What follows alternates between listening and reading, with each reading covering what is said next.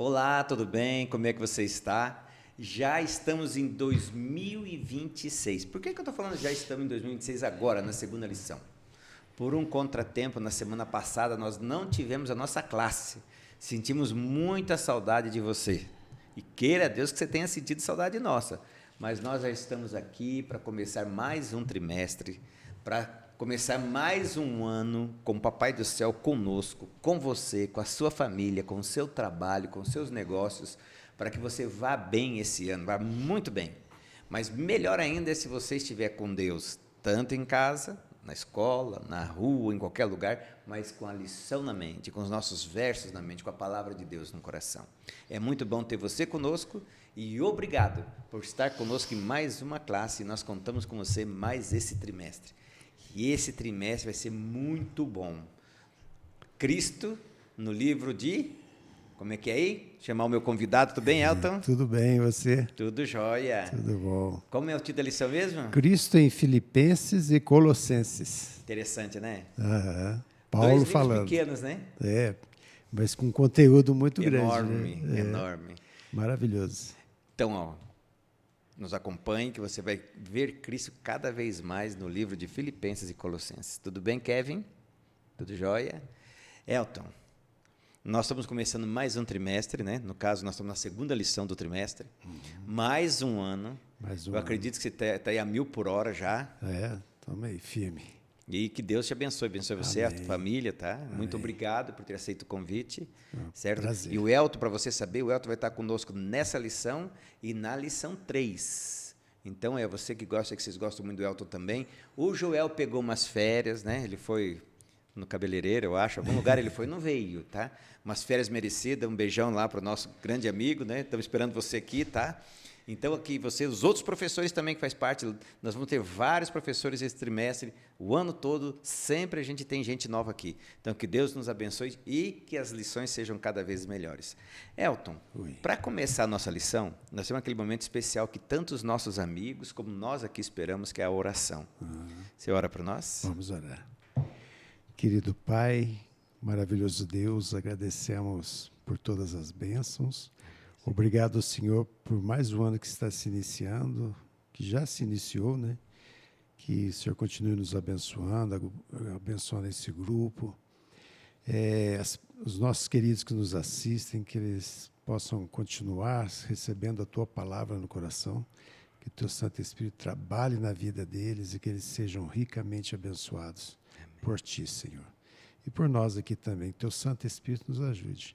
Queremos entender e praticar o Teu querer em nossas vidas, nessa mensagem tão importante que temos nessa lição desse trimestre, começando o ano em pleno poder do Espírito Santo para vencermos em Cristo Jesus. Amém. Obrigado por tudo.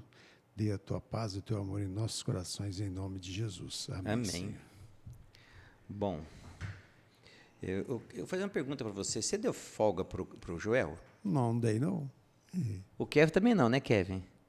Nós vamos ter que descontar do salário dele. Vai ter que descontar. Joel, aí eu sei com nós, hein? Ô Elton, esses dois livros, Filipenses e Colossenses, eu sei que você também estudou.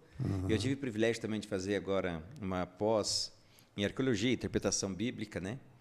E Muito uma das bom. coisas que eu achei interessante quando se fala dos dois livros, porque normalmente quando a gente lê o livro de Filipenses, a gente vê muito Cristo. Quer dizer, toda a Bíblia a gente vê o Cristo, mas Paulo ele tem uma ênfase no Cristo. Exato. Colossenses também uma ênfase no Cristo. E eu tive, assim, uma visão diferente do livro de Filipenses, quando o professor que deu a aula das cartas de Paulo e falou desse livro em particular, ele falou que às vezes a gente confunde muito, você que está em casa também, confunde Filipenses com Cristologia. Filipenses tem Cristologia, tem Cristo. Mas Filipenses, ele diz, né, e a gente quando vai ver a forma estrutural da escrita dele, parece que é um hino de louvor a Deus. Certo?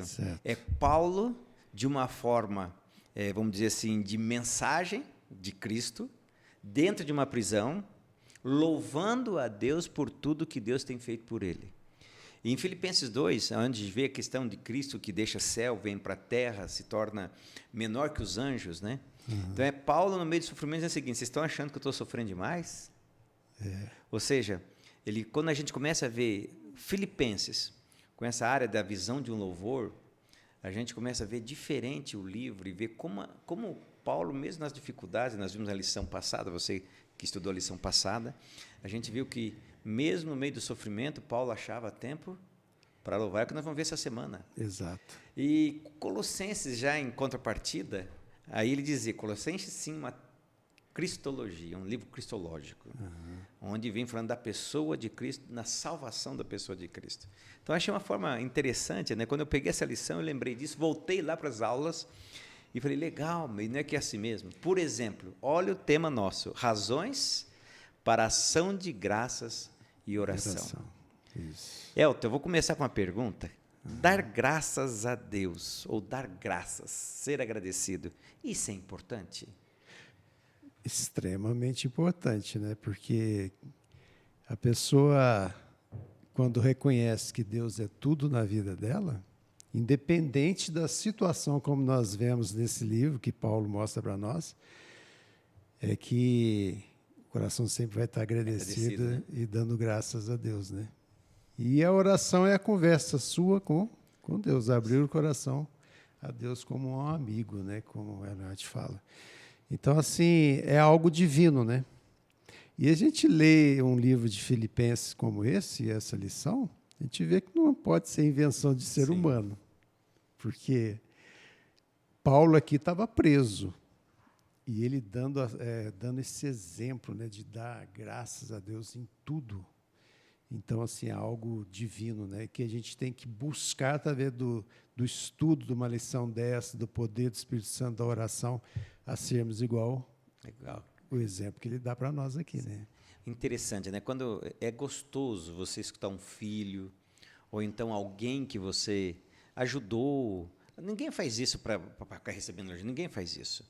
Tem pessoa que faz, né? Mas a pessoa que recebeu o favor ou recebeu a ajuda, é gostoso quando ela reconhece, né? Não precisa reconhecer falando, porque falando qualquer um fala, papagaio fala. É verdade. Mas quando retribui para outros, né, aquilo, né, quando tem essa oportunidade, não precisa ser retribuir para quem deu, mas a pessoa que deu, ou que ajudou, que auxiliou, vê aquela mesma pessoa, pô, agora ele está fazendo a mesma coisa que foi feita por ele.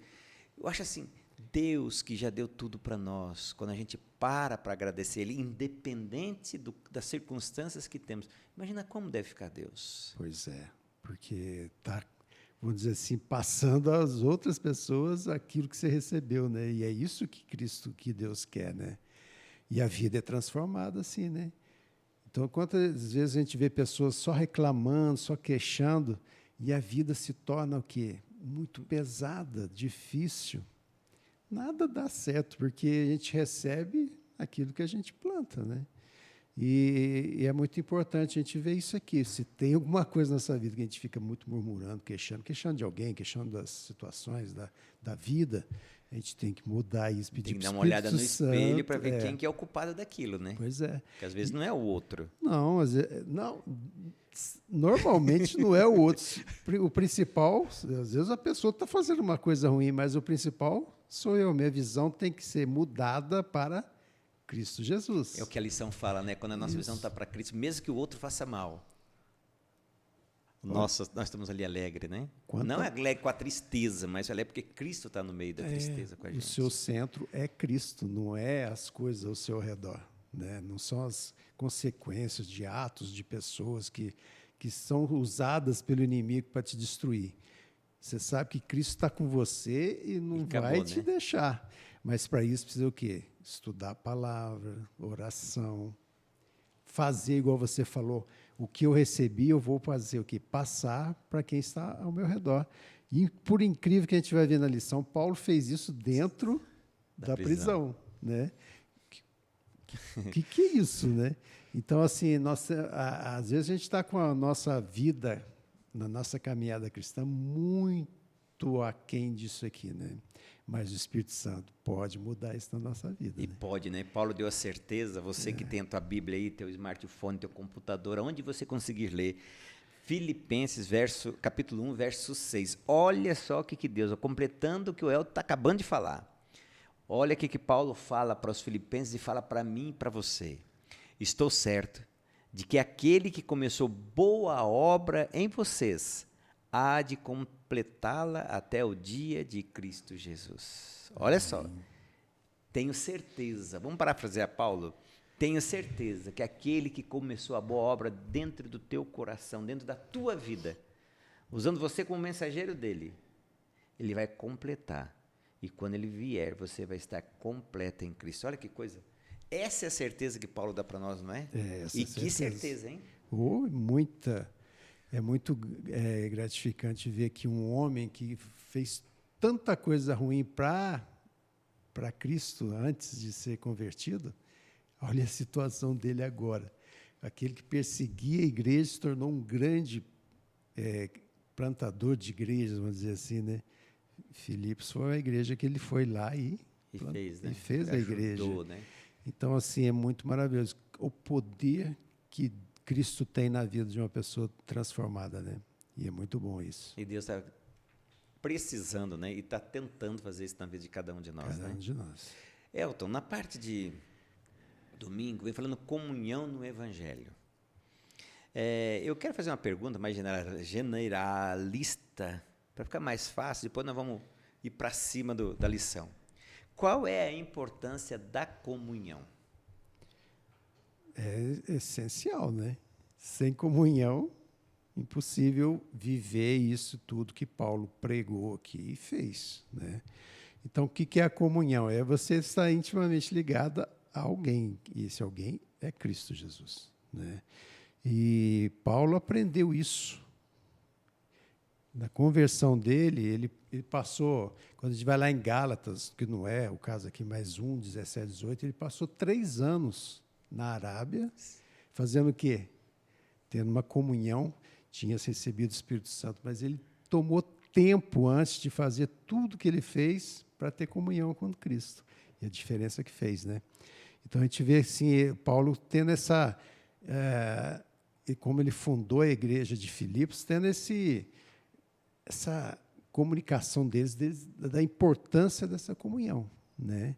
E apesar dele estar lá separado, muito distante deles, ele tinha a igreja um amor pela igreja e pelas pessoas dali que faziam parte. E o interessante, né, que quando ele escreve carta para eles, ele diz que o que mais alegrava nele é saber que a mesma comunhão que Paulo tinha, os filipenses estavam também procurando, né? Exato. E aqui ele fala que agradecia a Deus por isso, né? Então, olha a gratidão. A gratidão sempre estava presente nessa carta, né? Então, a gente vê assim, os filipenses ganharam muito com isso, né? E a gente vê que eles ajudaram muito a Paulo, né? Na parte financeira. Não deixava faltar nada, né? Não deixava faltar. E a gente vê que essa parceria... Paulo e a igreja... e que Paulo formou ali de maneira exemplar, por amor a Cristo e amor à igreja ali de Filipos, dos filipenses, é uma coisa maravilhosa. Isso rendeu muitos frutos e Paulo se sentia confortado com isso, né? Ele se sentia amparado para continuar numa situação tão difícil. Por isso que a importância da igreja. Uma igreja que apoia mutuamente, né? Estão unidos, todo mundo nessa visão de comunhão, de estar perto de Cristo, que a gente vê que a igreja cresce. Cresce muito, né? Muito. A gente está ficando tão acostumado a ficar sozinho. Não sei você aí, você às vezes é diferente de mim, o Elton é diferente, o Kevin também é diferente, mas a gente acostuma a ficar sozinho, curtindo o espaço da gente. Quando a gente vem para a igreja, a gente divide coisas, né? Exato. Divide experiência, a gente dá um sorriso para alguém que precisa de um sorriso, um aperto de mão, um abraço. Imagina Paulo, o que fortaleceu o coração dele lá?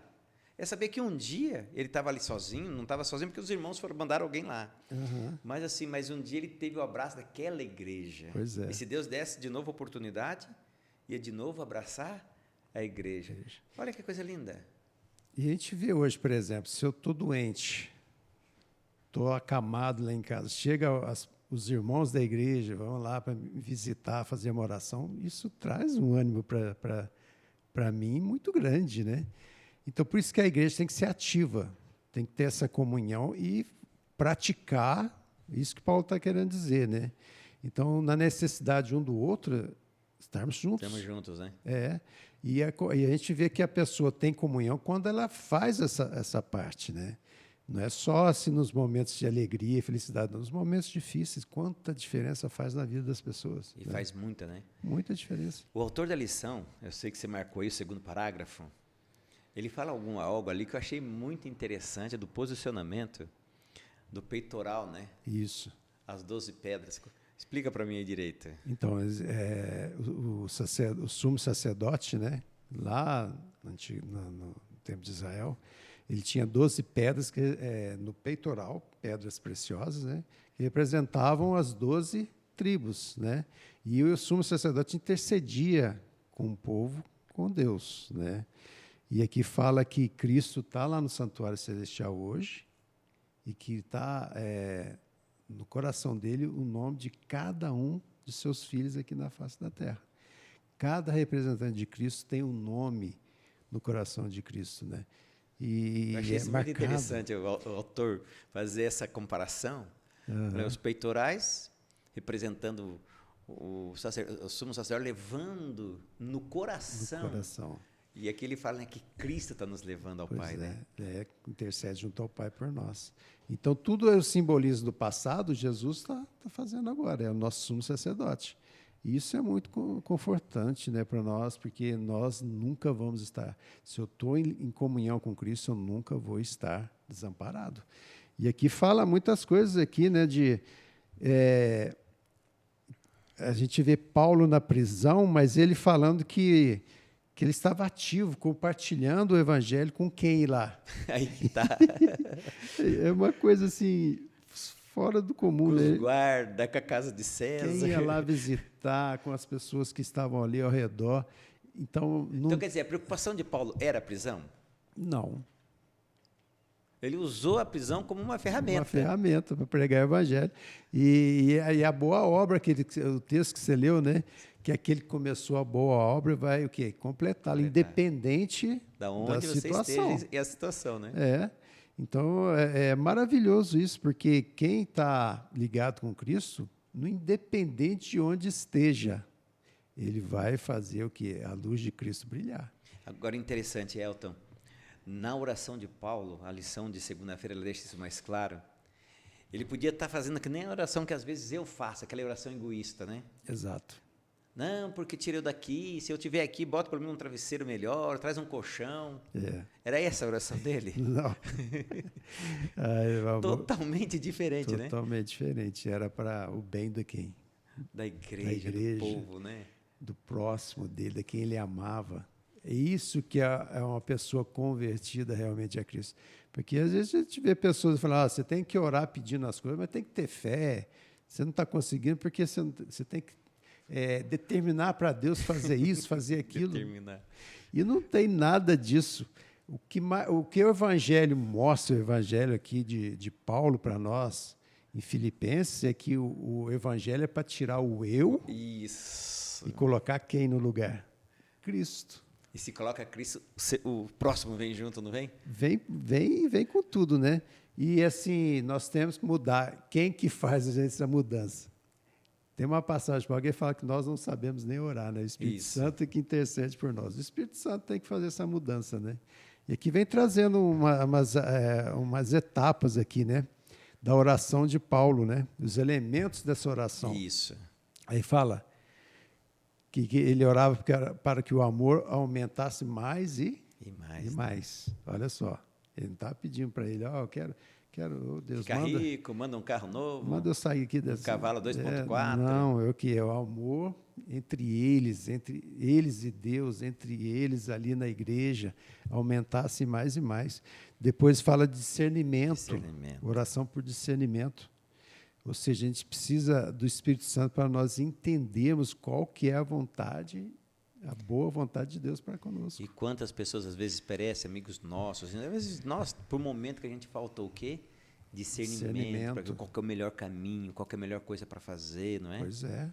Não só em Temos tudo que orar na por vida, isso, né? Na família, no trabalho, na escola, na igreja, Discernimento. E na igreja principalmente, né? Pois é. Aí tem a outra parte que ele ora pelos filipenses lá pela pureza e sinceridade, né? Pureza ou sinceridade. Ou seja, é uma das coisas que a gente mais precisa, porque se depender de nós, nunca seremos puro, limpos. Trapo de imundície, né? E só Cristo pode trazer pureza, o Espírito Santo pode fazer isso para nós. E para ser irrepreensíveis, inculpáveis, né? Tudo é virtude de quem? Do Espírito Santo. Sem ele.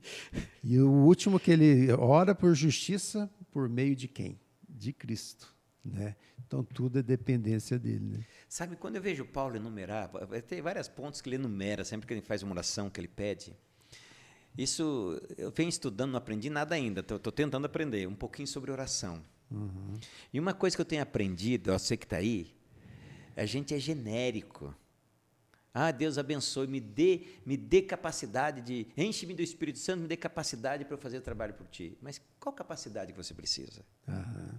E aqui Paulo ele vai ponto a ponto, né? Amor, discernimento, pureza, irrepreensível, justiça. Ou seja, ele sabia a necessidade que ele tinha e também que a igreja precisava. Então, eu vejo que a gente precisa ser mais específico com Deus. Exato. Quando a gente ora pela congregação, quando a gente ora pela gente, pelos filhos, pela família, é tentar ser o mais específico. Deus, eu preciso de ti, mas preciso para quê? Uhum. Sabe? Por que às vezes Deus não responde? Ellen White fala, a própria Bíblia fala. Primeiro, porque Ellen White ela diz que as orações egoístas Deus jamais vai responder. A segunda, a Bíblia diz que Deus não responde porque a gente pede mal. Exato. Por que a gente pede mal? Porque Deus está ali, tá, você precisa do que mesmo? Por isso que a gente tem que abrir o coração a Deus como se fosse a um amigo, né? Pois é. O amigo aí, você tem coragem de falar, né? Eu estou precisando de 50 conto. Pois é. Para que eu vou pedir? Agora, assim, a gente vê que tudo está ligado ao que? A comunhão, né? Então, assim, a comunhão, estudando a palavra dele, tendo tempo para conhecer qual que é a vontade de Deus, o que precisa ser mudado, porque a palavra de Deus, ela mostra o que precisa ser mudado na minha vida, né? E mostra como deve ser a oração. Olha só, esse estudo, como a gente tem que mudar a nossa maneira de orar, né? E igual você falou, não tem que ser coisa assim, superficial e genérica, não tem que ser uma coisa específica. Profunda, Deus, eu preciso disso, né? O que você quer? O que o senhor quer que eu faça? Qual o dom que o senhor quer que eu, né, que o senhor quer demonstrar para mim? O que eu posso fazer de melhor? E ele vai operar essa mudança, né, esse discernimento na nossa vida, né? Agora, na lição de terça-feira, vem falando do discernimento aplicado. Ou seja, aquilo que Paulo pedia para os outros, certo? Era algo que ele também fazia. Exato. Uhum.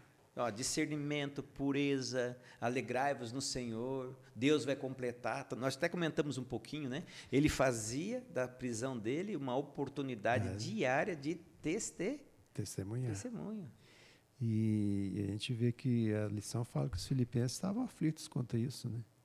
Porque eles receberam muitas bênçãos com Paulo, né? Agora, Paulo preso. Imagina que tristeza. Imagina ser uma pessoa que foi tão amável com você, te mostrou a Cristo, o mais importante.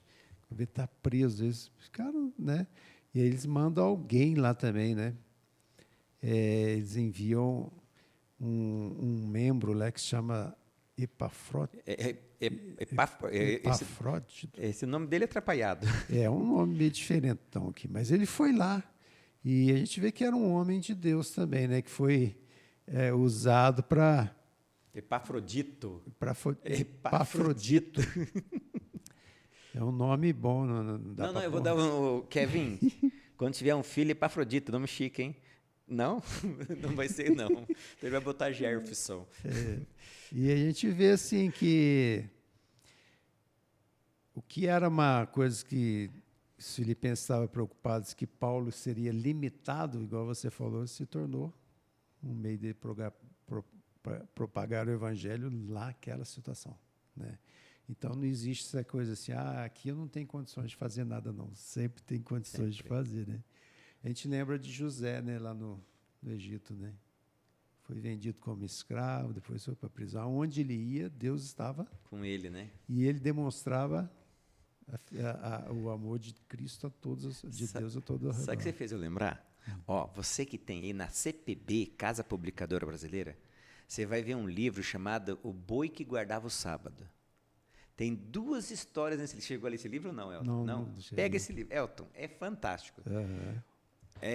Resumindo em uma linha. Era um cristão que foi mandado para Alasca preso porque ele era cristão. E ficou dentro de num caixote dias e dias, porque ele não queria trabalhar no sábado. Dentro de um caixote, extremamente, assim, Aham. mesmo dentro do caixote. Ele conseguia testemunhar. Tem que ler o livro, não vou falar mais nada, não. Leia o livro, você vê que é emocionante. Ou seja, o pessoal de Filipos pensava que Paulo estava na pior, e Paulo, na pior, estava alegre. Pois é. É isso que a gente tem que ter em mente, né? A gente Isso tem esse é a é o essência motivo do principal, Evangelho, né? E isso vai fazer toda a diferença na nossa vida, né? Porque às vezes por pouca coisa a gente reclama, né? Ah, não quero mais ir na igreja, não quero pregar mais para ninguém, por causa de pouca coisa, né?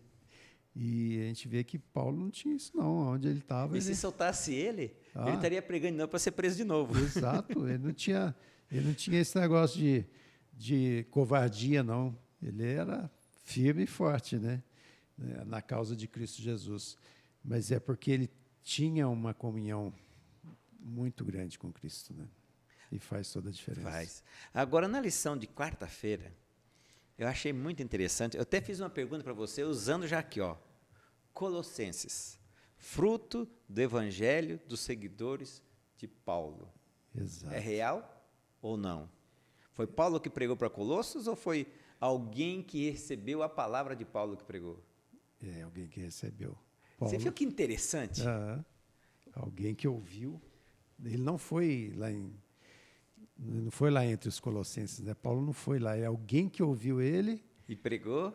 Foi lá para a cidade de Colosso, né? e espalhou Esparramou lá. o evangelho lá. Pois é. Então e aí Paulo escreve agradecido a Deus e orava por eles, né? Como fazia pelos filipenses, que ele teve um contato pessoal dele com eles lá. E em Colossos ele não teve, mas ele estava feliz e agradecido. Por isso que alguns teólogos dizem que a carta de Colossenses é mais cristocêntrica. Porque não que a outra não seja, que seja mais cristológica. Porque lá em Filipe, Paulo teve falando de Cristo. Exato. Aqui foi um segundo que fez. Então, Paulo ele escreve uma carta para melhorar a compreensão das pessoas de quem era Cristo, né? Pois é. E aí ele fala aqui da fé, da esperança, do amor, né, nessa Sim. carta para eles. Fala para eles perseverarem nisso e agradecendo a Deus, porque quantas boas dádivas tinham acontecido entre os colossenses, sem ele ter ido lá, mas o evangelho alcançou eles, a né? vida deles, né? Então isso é muito bonito. O evangelho é como ele vai se espalhando, né? De um vai passando para outro e a coisa vai crescendo, né? E a gente vê o poder de Deus, do Espírito Santo, né? Levando o evangelho e produzindo frutos na vida das pessoas, né? E a palavra de Deus é essencial, né? Essa carta para nós hoje, como nos fortalece e mostra que nós devemos ter essa atitude, né, de amor a Cristo e amor às igrejas, às pessoas que estão ao nosso redor. É muito importante isso. Ou seja, se alguém escuta o evangelho, escuta você que está conosco na classe nossa, ó. Se alguém escuta, entende e o evangelho toca, a pessoa vai para casa, fica quieta? Não, não fica não. Ela quer falar dessa bênção que ela recebeu, né? E é muito importante. E aqui comenta, né, que Paulo escreveu, né? Ele afirmou que o evangelho foi pregado a toda criatura. Imagina debaixo dos céus. Do céu. E a gente vê que isso aconteceu realmente, porque as estradas romanas era para o mundo todo da época, né? Que se era conhecido do velho mundo, né? E aí alguns falam assim, mas se foi pregado, por que não veio o fim? Né? Porque ele falou, Jesus será pregado o evangelho, então virá o fim. Mas a gente vê no no sermão profético de Jesus, eu vi um pastor explicando isso, eu gostei disso. Ele falando que Jesus pregou para Jerusalém, que iria acontecer com Jerusalém, e pregou para o fim dos tempos. O que aconteceu depois de alguns anos que Paulo escreveu isso aqui e falou que tinha se espalhado? Jerusalém foi destruída. Cumpriu-se a profecia. Agora falta a segunda parte do Evangelho de Jesus, Evangelho né? de Jesus. Que é o tempo do será fim. pregado em todo o mundo, então virá o fim. Então, tudo se cumpriu de acordo com a palavra de Deus. E Paulo conhecia muito bem isso, né? E os filipenses e os colossenses também, ele estava alegre por causa disso, porque o Evangelho E eles sentiram o poder do Evangelho, né? Exato. E isso tem que estar no nosso coração, né? Essa alegria. Paulo, qual que era a alegria de Paulo? Mesmo preso. É ter boas notícias de lá, né? A igreja sendo fortalecida, ele vendo a igreja crescer, mas também dentro da prisão ele pregando para aquelas pessoas que estavam ao redor dele. E que testemunho que era isso, né? Muito e o grande. interessante, ó, que a lição de quinta-feira, ela termina, vamos dizer, o apanhado geral da lição, né? Falando sobre o poder da oração. Da oração. Isso. Ou seja, não tem obra sem joelhos no chão. Exato. Não tem transformação sem joelho no chão. Jesus orava muito, né? Eu vou falar de um pastor que nem é pastor adventista, Billy Graham. Uma das coisas que a biografia de Billy Graham dizia é o seguinte, diz, né? Que toda vez que ele era convidado para pregar em qualquer cidade, ele veio para o Brasil e fez o mesmo pedido. Vocês querem que eu pregue aí? Então tá.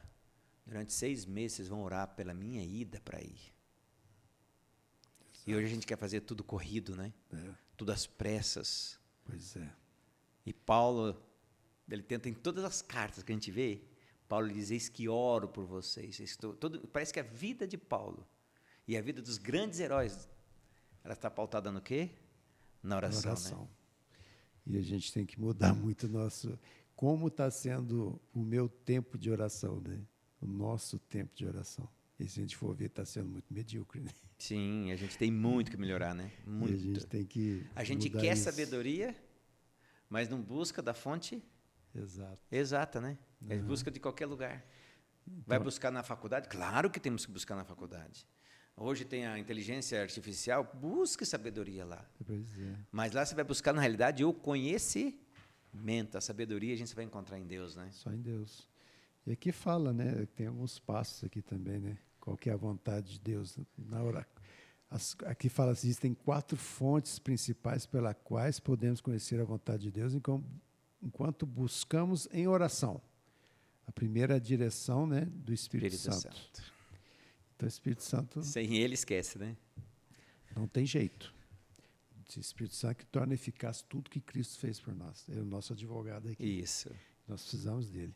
Depois, a segunda é falar a Bíblia, que é a fonte de toda a sabedoria. Ali é verdade. Não é pastor, não é padre, não é nem líder religioso, não é o Jefferson, não é o El, não é ninguém. Nem o Kevin, né? Nem o Kevin, é a Bíblia. A Bíblia que tem que ser a nossa fonte de luz, né? E pelo poder do Espírito Santo nós conhecemos a Bíblia e começamos a praticar qual é a vontade de Deus para a nossa vida, né? E aqui fala que Deus nos concedeu sabedoria para os últimos dias por meio do Espírito de profecia, né? E a nossa igreja, nós acreditamos que Ellen White, né? Ela recebeu esse dom profético, que é bíblico, que está em Apocalipse 12, 19 e 19, 10 fala sobre isso. Apocalipse fala sobre isso. E também a gente vê que circunstâncias providenciais. A gente tem que ver muito o que Deus, todos os dias, pedir a Deus, o que Ele quer da nossa vida, não o que nós queremos. Para o dia de hoje, né? Nós temos muita mania disso. Não, meu pai, eu quero isso hoje, quero aquilo, mas não, eu quero, Senhor, o que o Senhor quer para mim neste dia? Quem que você vai botar do meu lado hoje para falar de ti? Pois é. Independente do lugar, a situação. Da pessoa. Às vezes a gente não acredita muito naquela pessoa e a gente passa ao longe, não quer saber, coisa e tal. Isso tudo é falha da nossa caminhada com Cristo Jesus, né? Então, assim, a gente vê Paulo muito falando isso para os colossenses, né? para isso frutificasse em toda boa obra. E sim tem que ser a nossa vida, né? Jesus está voltando e como é que está a minha caminhada com ele, Deus, né? E essa lição é poderosa nesse sentido, né? Que faz toda a diferença. Então eu posso puxar o verso áureo agora e dizer: estou certo de que aquele que começou a boa obra em vocês há de completá-la até o dia de Cristo Jesus. Amém. Pelo que a gente viu Paulo orando, pelo que Deus fez pela igreja de Colossos e pela igreja de Filipos, de Filipenses, ou seja, a gente pode ter 100% certeza que Deus vai fazer o mesmo por nós, né? Exato. Se eu abrir meu coração e permitir que Ele atue em minha vida, né? Amém. Tirar o eu, colocar quem? Cristo soberano Jesus. Em meu coração. Amém. E só o Espírito Santo pode fazer isso, né? Amém. Na lição de sexta-feira, tem 2 parágrafos aqui que eu queria ler para você, para ampliar mais a visão nossa da lição dessa semana, que o título da lição, Razões para a ação de graças e oração. Diz assim: muitos são incapazes de fazer planos definidos para o futuro. Sua vida é incerta. Não conseguem discernir o desfecho dos acontecimentos, e isso enche-os por vezes de ansiedade e inquietação. Lembremos-nos de que a vida dos filhos de Deus no mundo é uma vida de peregrinos. Não temos sabedoria suficiente para planejar nossa vida. Não compete determinar o futuro. Pela fé, Abraão, quando chamado, obedeceu. No último parágrafo diz assim: muitos planejando um futuro brilhante sofrem um desastre completo. Deixemos que Deus faça para nós os planos dele. Deus não conduz jamais seus filhos de maneiras diferentes da que eles mesmos escolheriam se pudessem ver o fim desde o princípio e discernir a glória do propósito que estão realizando como seus colaboradores. Ou seja, Deus não conduz jamais seus filhos de maneira diferente da que eles mesmos escolheriam se pudessem ver o fim desde o princípio. Bom, essa é a dificuldade que eu e você temos. Deus, ele conhece o fim antes do início. E às vezes nós, com a nossa ansiedade, com a nossa pressa, fazemos as nossas desastrosas escolhas e pagamos o preço delas assim por muitas vezes, alguns a vida toda. Assim como Paulo, que orava para ter discernimento, pureza, para aconselhava as pessoas buscarem na Bíblia, no poder do Espírito Santo, o completar a obra que Deus havia iniciado. Que nós também possamos fazer a mesma coisa. Oremos um pelos outros, oremos pela igreja, mas, acima de tudo, busquemos a Deus para nós mesmos, para a gente ter o discernimento, para que Deus nos abençoe, para que a gente aprenda a perdoar, aprenda a amar e aprenda a fazer da palavra de Deus e da oração o nosso pilar principal, oração e a palavra de Deus. Porque se fizermos isso, seremos sábios como Paulo pedia para que a igreja de Filipe e a igreja de Colosso fossem assim, sábios em Cristo Jesus. É isso, Elton? Isso mesmo. Amém por isso. Então podemos pedir que Deus vai nos abençoar.